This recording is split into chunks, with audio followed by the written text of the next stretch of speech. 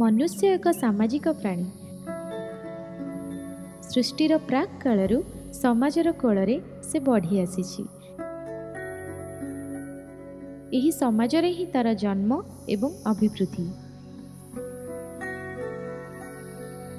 एनु सामाजिक परिवेश गुड़िक प्रथमे गढ़ी उठिथिला एही नद नदी ह्रद और सागर कूଳରେ। ओडिशार पुण्यतोया नदी मानक भितरे भार्गवी अन्य नदी मानक तुलनारे क्षुद्र हेले मध्य एहार अववाहिकारे गढ़ी उठिथिला अनेक प्राचीन कीर्तिराजी।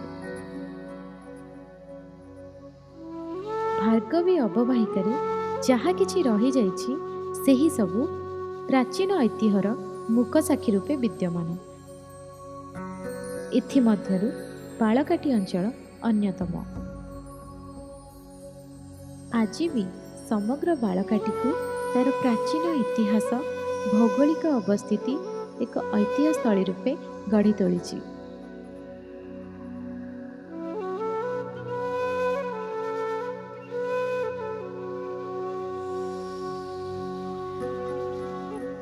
उदित सूर्यर प्रथम किरण अरुणायित हुए भार्गवी नदीर नील जलराशि और बाळकाटीर माटी पानी पवन।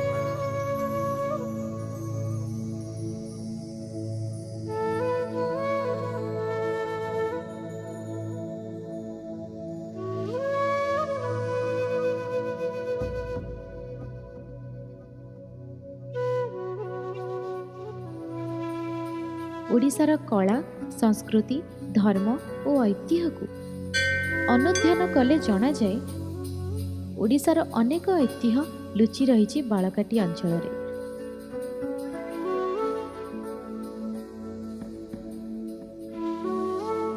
बाळकाटी नाम कौन सी ग्राम नहीं, समग्र अंचलर नाम बाळकाटी। मने करा जाए एठारे थिबा ऐतिहासिक बालीघाटी द्वार कालक्रमे लोकमुखरे अपभ्रंश होई बालीघाटीरू बाळकाटीकू रूपांतरित होईछि। एहार अनति दूररे पुण्यतोया नदी भार्गवी कुआखाई और दया बही जाउथिबा बेले दया नदीर कोଳରେ इतिहास प्रसिद्ध कलिंग युद्धर मूक साक्षी रूपे दंडायमान होईछि धौली पहाड़, जहाँ भगवान बुद्धंक पाई उद्दिष्ट होई शांतिर बाणी प्रचार करुछि।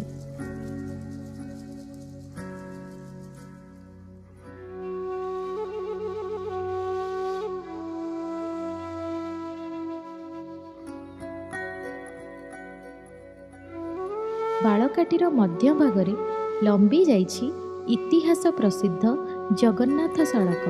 एही सड़क दे बहु प्राचीन कालरू अनेक साधु सन्तक सहित तीर्थयात्री माने श्री जगन्नाथ को दर्शन करने पाई आसुथिले। सेमानंकर पवित्र पादधूली रे एही माटी महिमा मंडित। बाळकाटी को घेरी रही धौलीगढ़, शिशुपालगढ़, गढ़ श्रीरामपुर, उमादेई ब्रह्मपुर, हीरापुर, प्रताप शासन रथीजेमा परी ऐतिहासिक ग्राम मान। बाळकाटीर एही रथीजेमा ग्रामर नामकरण पछरे गोटे कथा रही। शुणा जाए ओडिशार तत्कालीन गजपति महाराजा माने बाह्य शत्रु मानक प्रवेश को प्रतिरोध करने पाई घाट मुहरे रथी मानक जमा करी रखुथिले। सेही कारणरू उक्त ग्रामर नाम रथीजेमा रही आसीछि। प्रमाण अछि 1510 ख्रीष्टाब्दरे महाप्रभु श्री चैतन्य एही बाट दे श्रीक्षेत्र को यात्रा कला बेले बाळकाटी रे थिबा मदन मोहन मठरे तांका शिष्य मानक सहित विश्राम करथिले। जनश्रुतिर जना जाए श्री चैतन्य महाप्रभु मदन मोहन मठरे तांकर कठौ एवं जष्टि छाड़ी दे जाइथिले। कठौ नष्ट होई जाइथिले मध्य तांकर सेही पवित्र बाड़ी एबे भी मंदिर भितरे पूजा पाई आसुअछि। महाप्रभु श्री चैतन्यंकर स्मृति रक्षा करने पाई अद्यावधि एठारे दारू निर्मित निताई गौरांग मूर्ति पूजा पाई आसुचंदी। ଖାଲି ସେତିକି ନୁହେଁ, ଶ୍ରୀଚୈତନ୍ୟଙ୍କର ପରମ ଭକ୍ତ ଗଜପତି ପ୍ରତାପ ରୁଦ୍ରଦେବ ସ୍ଥାନର ମାହାତ୍ମ୍ୟକୁ ଆଖି ଆଗରେ ରଖି ଏହାକୁ ପ୍ରେମ ଭକ୍ତି ଧର୍ମର ଏକ ପ୍ରଚାର କ୍ଷେତ୍ରରେ ପରିଣତ କରିଥିଲେ।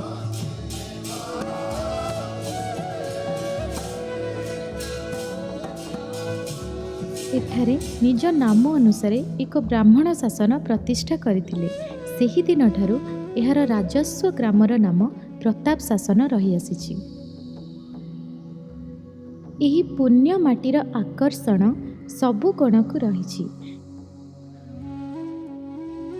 ନିକଟରେ ରହିଛି ବିଶ୍ୱ ପ୍ରସିଦ୍ଧ ହୀରାପୁର 64 ଯୋଗିନୀ ପୀଠ, ଯାହାକୁ ଦର୍ଶନ କରିବା ପାଇଁ ଦେଶ ବିଦେଶରୁ ପର୍ଯ୍ୟଟକମାନେ ଆସିଥାନ୍ତି।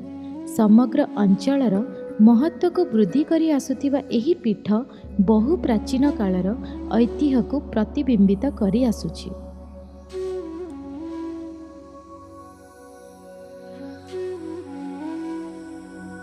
ପ୍ରମାଣ ଅଛି ଯେ ଜାତିର ପିତା ମହାତ୍ମା ଗାନ୍ଧୀ ବାଳକାଟିରେ ଥିବା ପ୍ରତାପ ଶାସନ ବିଦ୍ୟାଳୟରେ 1934 ମସିହା ଜୁଲାଇ 12 ତାରିଖରେ ରାତ୍ରି ଯାପନ କରିଥିଲେ। ଭାର୍ଗବୀ ନଦୀ ପୀଠରେ ଉତ୍କଳମଣି ଗୋପବନ୍ଧୁ ପୂର୍ବତନ ବାଚସ୍ପତି ସତ୍ୟପ୍ରିୟ ମହାନ୍ତିଙ୍କ ସହିତ ମହାତ୍ମା ଗାନ୍ଧୀ ଏଠାରେ ଏକ ବିଶାଳ ହରିଜନ ସଭାରେ ଉଦ୍ବୋଧନ ଦେଇଥିଲେ, ଯେଉଁ ସଭାରେ ପ୍ରାୟ 5000ରୁ ଅଧିକ ଲୋକଙ୍କର ସମାଗମ ହୋଇଥିଲା।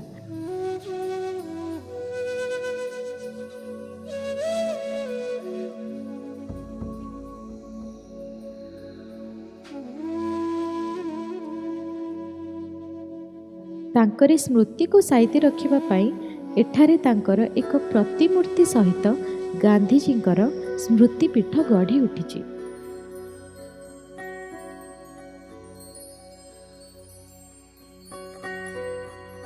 ଏଠାରେ ବର୍ଷ ସାରା ଅନେକ ପର୍ବପର୍ବାଣୀ ଓ ସାଂସ୍କୃତିକ କାର୍ଯ୍ୟ ଅନୁଷ୍ଠିତ ହୋଇଥାଏ। ତା ମଧ୍ୟରୁ କଂସ ମାରୁଣୀ ଯାତ୍ରା ଅନ୍ୟତମ, ଯାହା ତତ୍କାଳୀନ ସମୟରେ ଓଡ଼ିଶାରେ ଖୁବ୍ ପ୍ରସିଦ୍ଧି ଲାଭ କରିଥିଲା। ବୈଷ୍ଣବ ସନ୍ଥ କବି ଦୁଃଖୀ ଶ୍ୟାମ ଦାସଙ୍କ ଦ୍ୱାରା ଏହା ଓଡ଼ିଆ ବଙ୍ଗଳା ମିଶ୍ରିତ ଭାଷାରେ ରଚିତ। ଏଥିରେ ଶ୍ରୀ ରାଧାକୃଷ୍ଣଙ୍କ ମହିମା ଓ ଲୀଳାକୁ ଅତି ସୁନ୍ଦର ଭାବରେ ବର୍ଣ୍ଣନା କରାଯାଇଛି। ବର୍ତ୍ତମାନ ସମୟରେ ଏହାର ପ୍ରଚାର ଏବଂ ପ୍ରସାର ଦିଗରେ କୌଣସି ପଦକ୍ଷେପ ନ ନିଆଯାଇଥିବାରୁ ତତ୍କାଳୀନ ସମୟର କଂସ ମାରୁଣୀ ଗୁରୁ ଶ୍ରୀ ଧୋବେଇ ସାହୁଙ୍କ ପାଖରେ ଏହା ସୀମିତ ହୋଇ ରହିଯାଇଛି।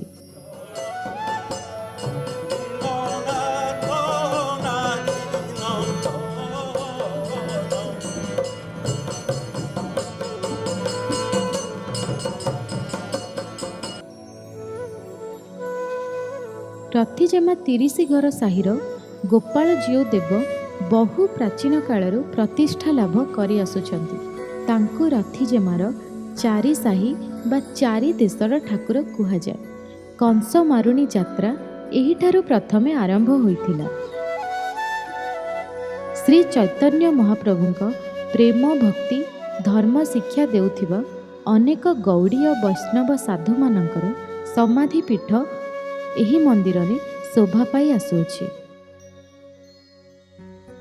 ରଥିଜେମା ନୂଆ ସାହି ବୃନ୍ଦାବନ ବିହାରୀ ମଠରେ ଥିବା ବିଶ୍ୱନାଥ ବାବା ଏହି ପରମ୍ପରାର ବିଶେଷ ସାଧକ।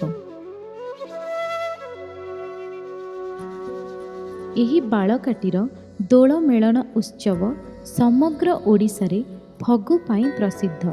ଶୁଣାଯାଏ ବାଳକାଟିର ଥାନପତି ସ୍ୱପ୍ନେଶ୍ୱର ମହାଦେବ ବିଭିନ୍ନ ଗ୍ରାମରେ ଥିବା ରାଧାକୃଷ୍ଣଙ୍କୁ ନିମନ୍ତ୍ରଣ କରିଥାନ୍ତି। ପ୍ରଭୁଙ୍କର ନିମନ୍ତ୍ରଣ ରକ୍ଷା କରି ପ୍ରତି ଗ୍ରାମରୁ ରାଧାକୃଷ୍ଣ ବିମାନରେ ବସି ବହୁ ଜାକଜମକରେ ଆସିଥାନ୍ତି। ଏହି ସମୟରେ ଓଡ଼ିଶାର ମହାନ ସାଂସ୍କୃତିକ ପରମ୍ପରା ହରିହର ଭେଟ ଅନୁଷ୍ଠିତ ହୋଇଥାଏ। ସମଗ୍ର ବାଳକାଟି ଅଞ୍ଚଳର ଆରାଧ୍ୟା ଦେବୀ ହେଉଛନ୍ତି ମା ଭଗବତୀ। ଏହି ଦେବୀ କ୍ଷତ୍ରିୟମାନଙ୍କ ଦ୍ୱାରା ଦୁର୍ଗମାନଙ୍କରେ ପୂଜା ପାଉଥିବା ଦଶଭୁଜା ଦୁର୍ଗା, କିନ୍ତୁ ପରବର୍ତ୍ତୀ ସମୟରେ ବୈଶ୍ୟମାନଙ୍କ ଦ୍ୱାରା ପୂଜା ପାଇବା ପରେ ସେ ମା ଭଗବତୀ ଦୁର୍ଗା ଭାବରେ ପରିଚିତ ହେଲେ। ଚୈତ୍ର ମାସରେ ପଣା ସଂକ୍ରାନ୍ତି ଦିନ ଏଠାରେ ଝାମୁ ଯାତ୍ରା ହୋଇଥାଏ। ଏଥିରେ ଶ୍ରଦ୍ଧାଳୁମାନେ ମିଳିତ ଭାବରେ ପୂଜାରେ ଭାଗ ନେଇ ମାଙ୍କର ଆଶୀଷ କରୁଣା ଲାଭ କରିଥାନ୍ତି।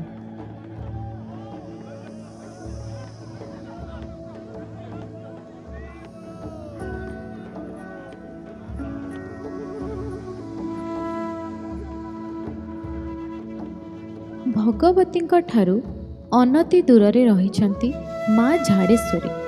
ଏହାକୁ ଲୋକେ କୁଲେଇ ଭୋଗେଇ ଠାକୁରାଣୀ କୁହନ୍ତି।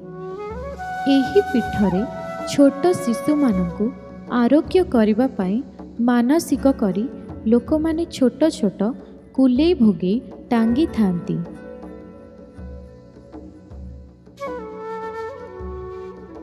ସେହିପରି ବାଳକାଟିର ପୂର୍ବ ଦିଗରେ ମା ଦୁର୍ଲଭା ଦେବୀ ରକ୍ଷାକାରିଣୀ ଦେବୀ ଭାବେ ପୂଜା ପାଇ ଆସୁଛନ୍ତି। ବାଳକାଟିର ବାସିନ୍ଦାମାନଙ୍କ ମୁଖରେ ଏହି ଠାକୁରାଣୀ ମା ଦୁଲା ଦେଇ ଭାବେ ସୁପରିଚିତ। ବହୁ ପ୍ରାଚୀନ କାଳରୁ ବାଳକାଟି ବ୍ୟବସାୟୀମାନଙ୍କର ପେଣ୍ଠସ୍ଥଳୀ ଥିଲା। ଯେତେବେଳେ ଏଠାରେ କୌଣସି ହାଟ ବଜାର ସହର ନଥିଲା, ସେତେବେଳେ ଏହି ପ୍ରତାପ ଶାସନ, ରଥିଜେମା ଇତ୍ୟାଦି ନଗର ସଭ୍ୟତା ଭଳି କାର୍ଯ୍ୟ କରୁଥିଲା।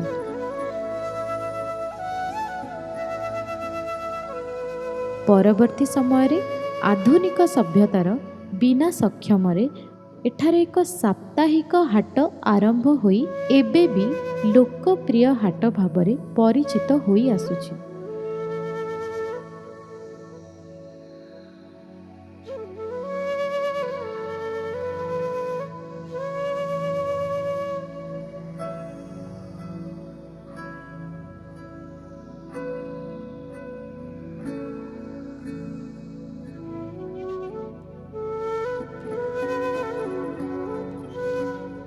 ଉଣେଇଶହ 1949 ମସିହା ଅଗଷ୍ଟ 19ରେ ଓଡ଼ିଶାର ରାଜଧାନୀ ଭୁବନେଶ୍ୱର ପ୍ରତିଷ୍ଠା ହେବା ପରେ ସ୍ୱର୍ଗତ ସତ୍ୟପ୍ରିୟ ମହାନ୍ତି ପୂର୍ବତନ ବାଚସ୍ପତି ତଥା ରାଜସ୍ୱ ମନ୍ତ୍ରୀ ଥିବାବେଳେ 1966 ମସିହାରେ ଭାର୍ଗବୀ ସେତୁ ନିର୍ମାଣ କରିଥିଲେ।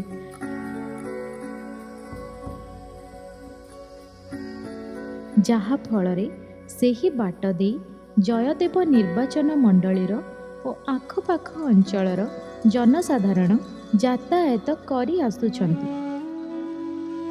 କିନ୍ତୁ ପ୍ରାଚୀନ ଐତିହାସିକ ବାଲିଘାଟି ଓ ଆଧୁନିକ ବାଳକାଟି ମଧ୍ୟରେ ଆକାଶ ପାତାଳ ପ୍ରଭେଦ ଲକ୍ଷ୍ୟ କରାଯାଏ।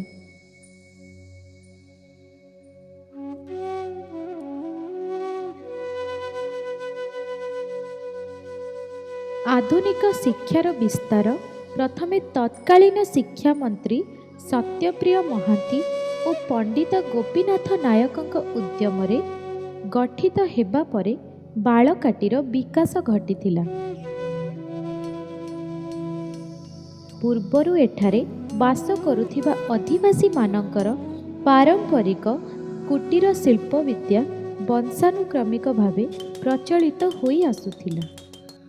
ବାଳକାଟିର ଅଧିକାଂଶ ଲୋକେ ସେମାନଙ୍କର କୌଳିକ ବୃତ୍ତିକୁ ଆପଣେଇ ନେଇ ନିଜର ଜୀବନ ଜୀବିକା ନିର୍ବାହ କରୁଥିଲେ। ସେମାନଙ୍କ ମଧ୍ୟରୁ କଂସାରୀମାନଙ୍କର କଂସା ପିତ୍ତଳ ଶିଳ୍ପ, କୁମ୍ଭାରମାନଙ୍କର ମୂର୍ତ୍ତିକା ଶିଳ୍ପ, କମାରମାନଙ୍କର ଲୌହ ଶିଳ୍ପ, ଧୀବରମାନଙ୍କର କୌଳିକ ବୃତ୍ତି ବାଉଁଶ ଶିଳ୍ପ ପ୍ରଭୃତି ଅନ୍ୟତମ।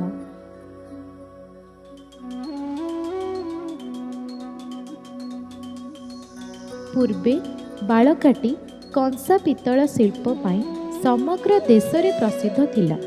ଏଠାରେ କଂସାରୀମାନଙ୍କର ସଂଖ୍ୟା ସର୍ବାଧିକ।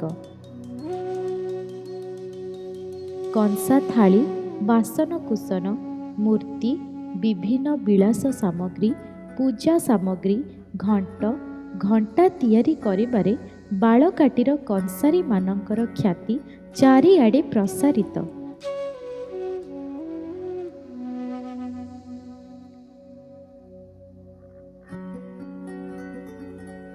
1955 ମସିହାରେ ଭାରତର ପ୍ରଥମ ରାଷ୍ଟ୍ରପତି ଡକ୍ଟର ରାଜେନ୍ଦ୍ର ପ୍ରସାଦ ରଥିଜେମାଠାରେ ଆୟୋଜିତ ଏକ ଭବ୍ୟ ସଭାରେ ଉଦ୍ବୋଧନ ଦେଇ ଏଠାକାର କଂସା ପିତ୍ତଳ କାରିଗରମାନଙ୍କୁ ପୁରସ୍କୃତ କରିଥିଲେ।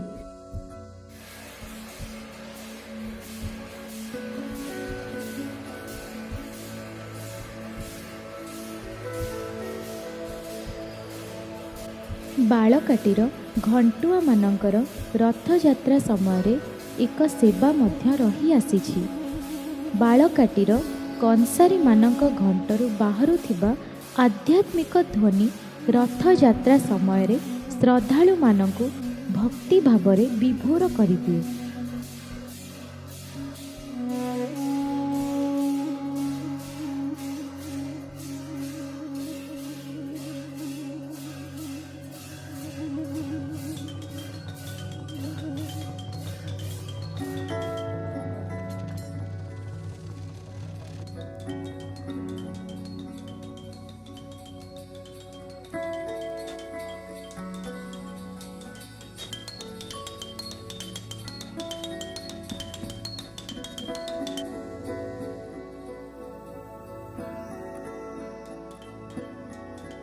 ଏବେ ମଧ୍ୟ ବାଳକାଟିର କଂସାରୀ କାରିଗର କାର୍ଯ୍ୟଶୈଳୀକୁ ଦେଖିଲେ ମନେ ହୁଏ ଯେପରି ସେମାନେ ସୁଦୂର ଅତୀତରୁ କଂସା ପିତ୍ତଳ ଶିଳ୍ପର ଗୌରବକୁ ସମଗ୍ର ବିଶ୍ୱରେ ବୃଦ୍ଧି କରିବା ପାଇଁ ସାଧନାରତ।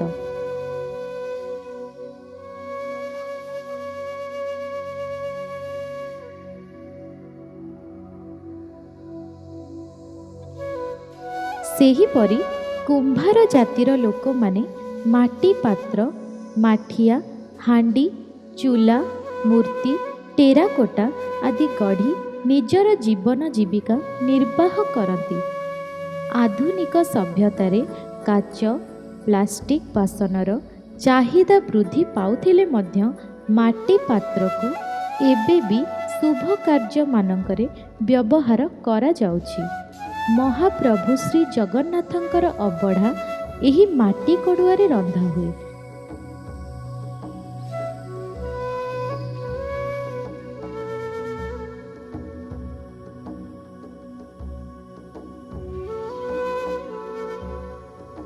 ମାଟି ପାତ୍ରର ଚାହିଦା ସବୁବେଳେ ରହିଛି ଏବଂ ରହିଥିବ। ମଣିଷ ଓ ମାଟିର ସମ୍ପର୍କ ଆଦିମ କାଳରୁ ରହିଆସିଛି। ମାଟିକୁ ବାଦ ଦେଲେ ମଣିଷ ବଞ୍ଚିବ ବା କିପରି? ବିବାହ, ବ୍ରତ, ପର୍ବପର୍ବାଣୀ ଓ ମନ୍ଦିରମାନଙ୍କରେ ଏହି ମୂର୍ତ୍ତିକା ଶିଳ୍ପୀମାନଙ୍କର ହାତ ତିଆରି ମୂର୍ତ୍ତି କେଉଁ ଆଦିମ କାଳରୁ ପୂଜା ପାଇ ଆସୁଅଛି।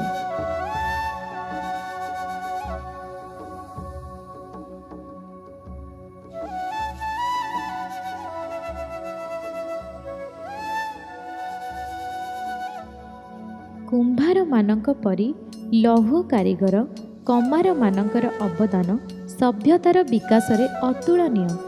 କମାରଶାଳରେ ଲୁହାକୁ ନିଆଁରେ ପଜେଇ ଆମ ପାଇଁ ନିତ୍ୟ ବ୍ୟବହାର୍ଯ୍ୟ ସାମଗ୍ରୀ ତିଆରି କରନ୍ତି।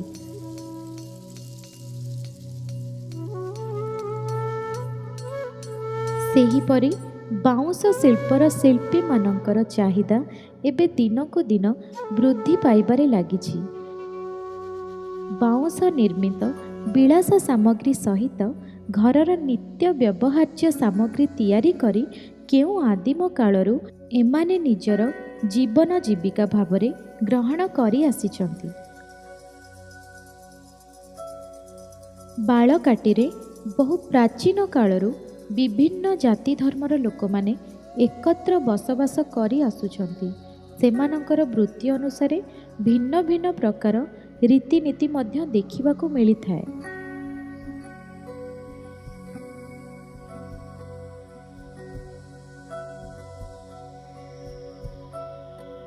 ଏଠାରେ ପ୍ରତ୍ୟେକ ବୃତ୍ତିରେ ଭିନ୍ନତା ପରିଲକ୍ଷିତ ହେଲେ ମଧ୍ୟ ଯେ ଯାହାର କୌଳିକ ବୃତ୍ତିକୁ ନେଇ ଗର୍ବ କରନ୍ତି। ବେଳେ ବେଳେ ସେମାନେ କୁହନ୍ତି, ଏଇ ବୃତ୍ତିକୁ ଛାଡ଼ିଲେ ଆମେ କ'ଣ ବଞ୍ଚିପାରିବୁ? ଏହି ବୃତ୍ତି ହିଁ ଆମକୁ ବଞ୍ଚାଇବାର କଳା ଶିଖାଇଛି।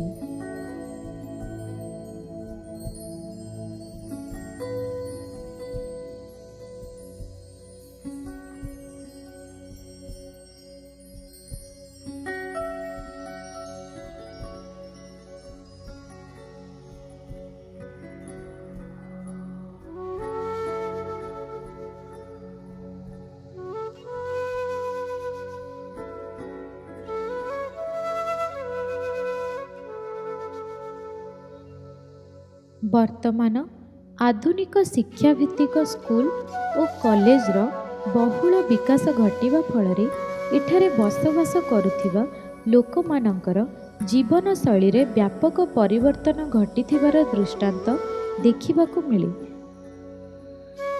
1950 ମସିହାରୁ ପ୍ରତାପ ଶାସନ ଗ୍ରାମ ପଞ୍ଚାୟତ ସ୍ଥାପିତ ହୋଇ ଏହି ଅଞ୍ଚଳର ସାମଗ୍ରିକ ବିକାଶ ଦିଗରେ ସୁଚାରୁ ରୂପେ କାର୍ଯ୍ୟନିର୍ବାହ କରି ଆସୁଛନ୍ତି। ପ୍ରତାପ ଶାସନରେ ଅନେକ ଗୁଡ଼ିଏ ପ୍ରାଥମିକ ଏବଂ ଉଚ୍ଚ ବିଦ୍ୟାଳୟ ଗଢ଼ି ଉଠିଛି। 1958 ମସିହାରେ ପ୍ରତାପ ଶାସନ ଉଚ୍ଚ ମାଧ୍ୟମିକ ବିଦ୍ୟାଳୟ ସ୍ଥାପିତ ହୋଇଥିଲା। ଏଠାକୁ ବାଳକାଟି ଓ ତା'ର ଆଖପାଖ ବିଭିନ୍ନ ଗ୍ରାମରୁ ଛାତ୍ରଛାତ୍ରୀମାନେ ଆସି ଅଧ୍ୟୟନ କରୁଥିଲେ। ଏହି ବିଦ୍ୟାଳୟରୁ ପାଠ ପଢ଼ି ବାଳକାଟିର ଅଧିକାଂଶ ଛାତ୍ରଛାତ୍ରୀ ଦେଶ ବିଦେଶରେ ପ୍ରତିଷ୍ଠା ଲାଭ କରିଛନ୍ତି।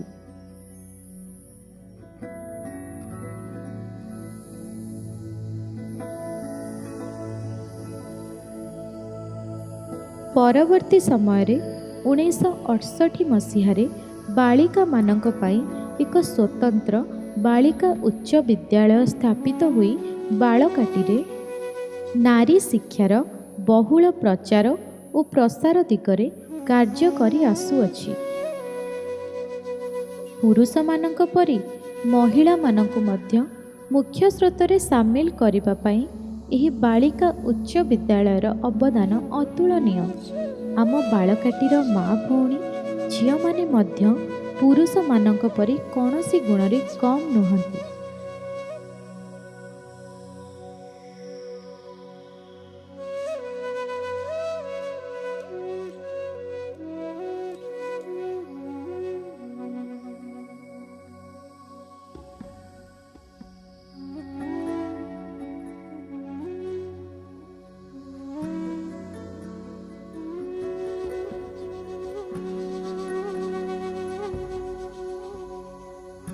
ଏଠାରେ 1979 ମସିହାରେ ଯୁକ୍ତ 2 ମହାବିଦ୍ୟାଳୟ ଓ 1990 ମସିହାରେ ଯୁକ୍ତ 3 ମହାବିଦ୍ୟାଳୟ ସ୍ଥାପିତ ହୋଇଥିଲା। ବର୍ତ୍ତମାନ ଏଠାରେ ଓଡ଼ିଶାର ବିଭିନ୍ନ ଅଞ୍ଚଳରୁ ଛାତ୍ରଛାତ୍ରୀମାନେ ଆସି ଉଚ୍ଚ ଶିକ୍ଷା ଲାଭ କରୁଛନ୍ତି। ଏହାଦ୍ୱାରା ବାଳକାଟିର ସୁନାମ ମଧ୍ୟ ଚାରିଆଡ଼େ ପ୍ରସାରିତ ହେଉଛି। ସବୁ ବର୍ଗର ପିଲାମାନଙ୍କୁ ସମାଜର ମୁଖ୍ୟ ସ୍ରୋତରେ ସାମିଲ କରିବା ପାଇଁ ଶିକ୍ଷକ ଓ ଶିକ୍ଷାନୁଷ୍ଠାନମାନଙ୍କର ଗୁରୁତ୍ୱପୂର୍ଣ୍ଣ ଭୂମିକା ରହିଛି।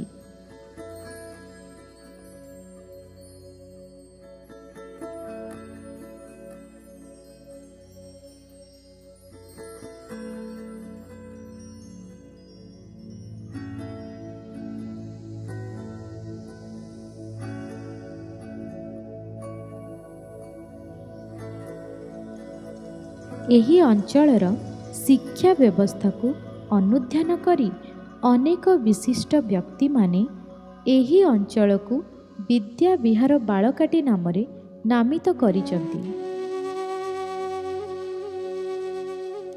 ସବୁ ଅଞ୍ଚଳ ପରି ସ୍ୱାସ୍ଥ୍ୟ ସେବା ପାଇଁ ବାଳକାଟିରେ ମଧ୍ୟ ସ୍ଥାନୀୟ ଅଧିବାସୀମାନେ ପୂର୍ବରୁ ପାରମ୍ପରିକ କବିରାଜି ବିଦ୍ୟା ଉପରେ ନିର୍ଭର କରି ଆସୁଥିଲେ। ପରେ ଆଧୁନିକ ସଭ୍ୟତାର ବିକାଶ ଫଳରେ ଏଠାରେ 1968 ମସିହାରୁ ଏକ ସରକାରୀ ଗୋଷ୍ଠୀ ସ୍ୱାସ୍ଥ୍ୟକେନ୍ଦ୍ର କାର୍ଯ୍ୟ କରି ଆସୁଅଛି, ଯାହା ଫଳରେ ବାଳକାଟି ଓ ତା'ର ଆଖପାଖ ଗ୍ରାମର ଲୋକମାନେ ବିଶେଷ ଭାବେ ଉପକୃତ ହୋଇ ଆସୁଛନ୍ତି।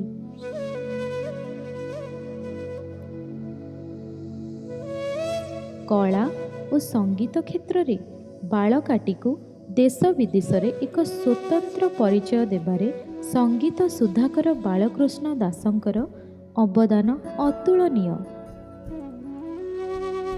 ଆଧୁନିକ ଭୁବନେଶ୍ୱର ଠାରୁ ଅନତି ଦୂରରେ ଓଡ଼ିଶାର ପ୍ରାଚୀନ କଳା, ସଂସ୍କୃତି ଓ ପରମ୍ପରାର ମୂକ ସାକ୍ଷୀ ରୂପେ ଦଣ୍ଡାୟମାନ ହୋଇଛି ଏହି ବାଳକାଟି। ଅନେକ ମହାନ ବ୍ୟକ୍ତିତ୍ୱମାନଙ୍କର କୀର୍ତ୍ତିରାଜି ଝଙ୍କୃତ ହେଉଛି ଏହାର ମାଟି ପାଣି ଓ ପବନରେ। ପିଢ଼ି ପରେ ପିଢ଼ି ଦର୍ପଣ ଭଳି ପ୍ରତିବିମ୍ବିତ ହେଉଥିବ ବାଳକାଟିର ଏହି ଐତିହ୍ୟ, ଗୌରବ ଓ ପରମ୍ପରାର ସ୍ୱର। ଭାର୍ଗବୀ ନଦୀର ଅନ୍ତରାଳରେ ବହି ଚାଲୁଥିବ ବାଳକାଟିର ସୁବର୍ଣ୍ଣ ଐତିହ୍ୟ।